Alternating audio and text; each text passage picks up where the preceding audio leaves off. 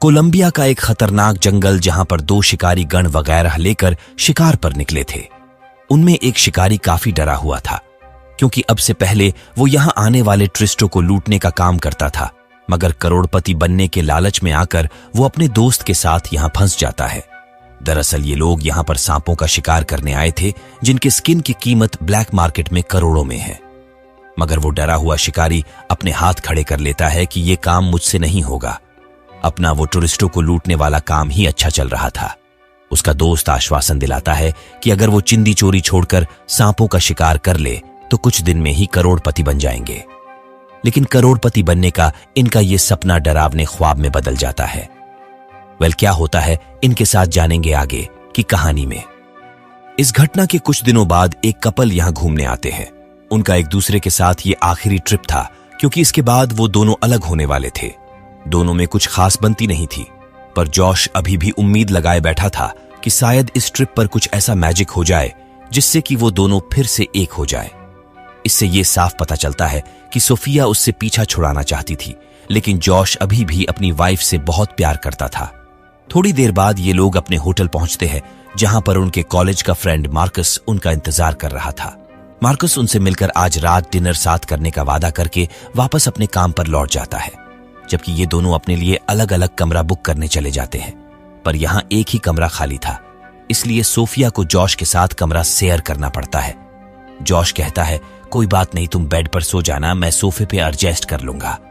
पर सोफी इस बात से गुस्सा हो जाती है और कहती है कि तुम्हें इतना अच्छा बनने की जरूरत नहीं है। और इतनी सी बात को लेकर दोनों में एक बार फिर बहस शुरू हो जाती है।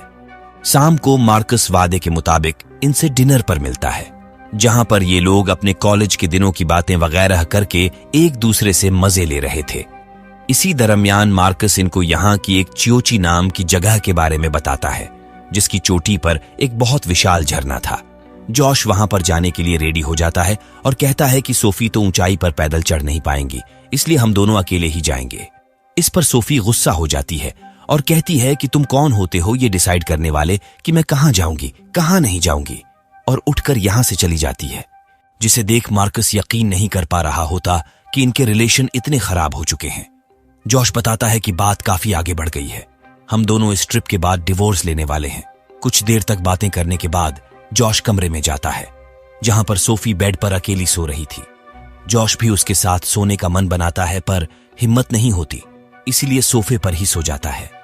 अगली सुबह ये लोग चियोची जाने के लिए रेडी होते हैं, लेकिन मार्कस कुछ काम के सिलसिले में फंस गया था, इसलिए इनको अकेले ही जाना पड़ता है।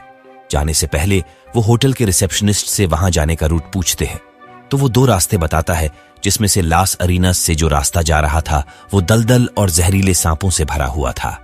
इसलिए वो उनको उस रास्ते पर जाने से सख्त मना करता है और पहले वाले रास्ते से जाने का सलाह देता है। अगले ही पल वो अपने एक आदमी को इशारा करता है कि माल रेडी है। ये वही बंदा रहता है जो कि चियाची के जंगलों में शिकार कर रहा था। वो इनका पीछा करने लगता है।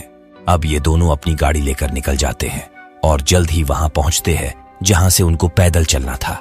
कुछ देर तक चलने के बाद अब झरना इनसे कुछ ही दूरी पर था। तभी मौसम खराब होने लगता है। जॉश को पता था कि अगर वो यहाँ बारिश में फंस गए तो होटल लौटना मुश्किल हो जाएगा।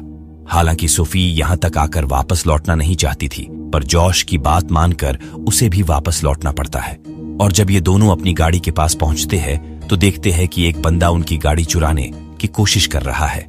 ये वही बंदा था जिसे होटल के रिसेप्शनिस्ट ने इन्हें लूटने के लिए भेजा था।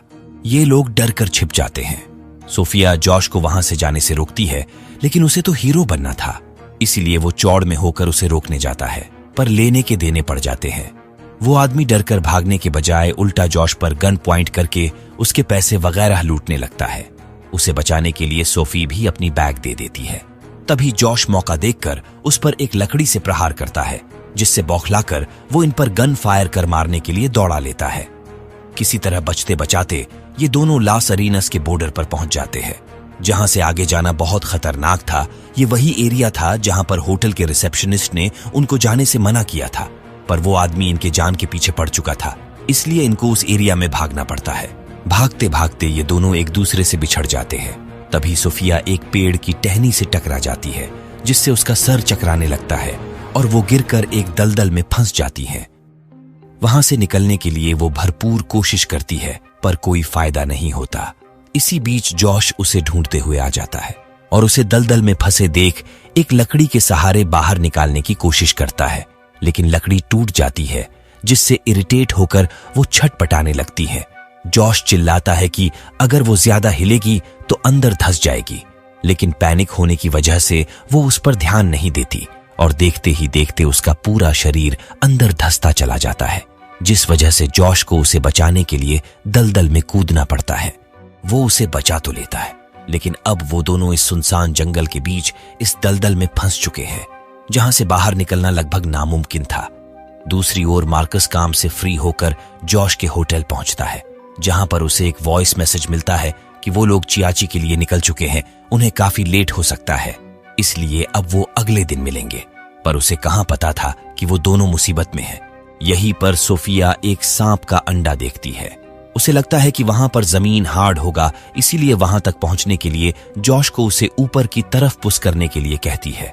पर जॉश जैसे ही उसे पुश करता है, अंदर धंसने लगता है। उसने यहां आते समय गाइड बुक में पढ़ा था कि अगर कोई ऐसी सिचुएशन में फंस जाए तो ज्यादा हिलना डुलना नहीं चाहिए और किसी तरह रस्सी का जुगाड़ कर किसी पेड़ वगैरह में फंसाकर बाहर निकलने की कोशिश करना चाहिए। लेकिन इनके पास तो इनका बैग पैक भी नहीं था। तभी सोफी को नीचे कुछ होने का आभास होता है।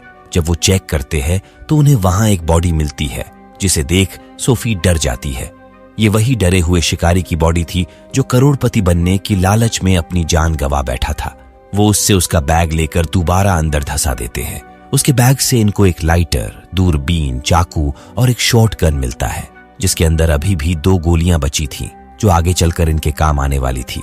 तभी जॉश को आइडिया आता है कि वो बैग को काटकर रस्सी बना सकते हैं, जिसके बाद ये लोग रस्सी बनाने लगते हैं।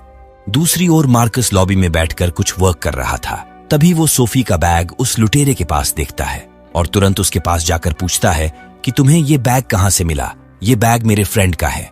पर वो बैग लेकर भागने लगता है, जिस वजह से दोनों के बीच हाथापाई हो जाती है। तब तक होटल वाले पुलिस को फोन कर देते हैं और पुलिस आते ही दोनों को उठा ले जाती है। इधर इनका रस्सी बनकर तैयार हो गया था। सोफिया उसे एक पत्थर में फंसाने के लिए फेंकती है, लेकिन रस्सी पत्थर से 8 फीट के लमसम छोटा पड़ जाता है। इनके पास और कुछ था भी नहीं जिससे कि वो रस्सी बड़ा कर सके। तभी जॉश कहता है कि वो अपना जैकेट काटकर रस्सी बड़ा तो कर सकता है, पर तब भी रस्सी 4 फीट तक छोटी पड़ेगी। ये सुन सोफी भी अपनी जैकेट निकालने लगती है, लेकिन जॉश उसे जैकेट निकालने नहीं देता क्योंकि वो ठंड से मर सकती थी। अब सोफी को धीरे धीरे एहसास होने लगा था कि जॉश उसकी कितना केयर करता है। तभी उनके ऊपर से एक हेलीकॉप्टर गुजरती है, जिसे देख वो चिल्लाना शुरू करते हैं। हेलीकॉप्टर में बैठे लोग उन्हें सुन ले ये पॉसिबल नहीं था और एक बार फिर विफल होकर दोनों की आंखों से आंसू छूट जाते हैं, क्योंकि उनके पीछे 2 बच्चे भी थे जो उनके बिना कैसे रहेंगे, ये सोच सोच कर दोनों और परेशान हो रहे थे। तभी सोफिया के गर्दन पर चींटियां काटने लगती है, जो कि उसके बर्दाश्त के बाहर था। जॉश फौरन अल्कोहल का सीसी निकालकर उस पर छिड़कने के लिए देता है, जिससे उसकी प्रॉब्लम सॉल्व तो हो जाती है। लेकिन वो अल्कोहल देख जॉश पर चिल्लाने लगती है, क्योंकि वो यहाँ खाने पीने के सामान की जगह अल्कोहल लेकर आया था। जॉश कहता है कि डिवोर्स के फैसले से मैं तनाव में रहने लगा हूँ। मुझे समझ नहीं आ रहा कि तुम्हारे बिना मैं कैसे रह पाऊंगा। बच्चे किसके साथ रहेंगे?